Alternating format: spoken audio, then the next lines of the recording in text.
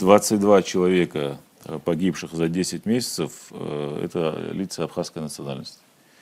11 армяне, русские и вот остальные. То есть доминирует, наша титульная нация погибает практически в авариях. Что хотел бы сказать, из 22 погибших средний возраст погибших составляет от 25 до 35 лет. То есть, это конечно. Будущее страны, молодые люди, которые должны жить, развиваться и приносить пользу себе и своей стране. Возрастная категория виновных, то есть погибших, это я вам объясню, первое было по погибшим, да, вот 25-30 лет. А виновных в дорожно-транспортных происшествиях, это категория от 20 до 35 лет.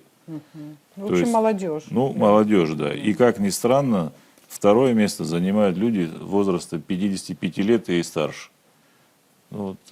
Такое, да, имеет место. То есть вроде взрослые люди. Им тоже адреналин нужен, с большим или же стажем. Они выпивают? Зачастую основная проблема это то, что они управляли транспортным средством в нетрезвом состоянии. Нетрезво.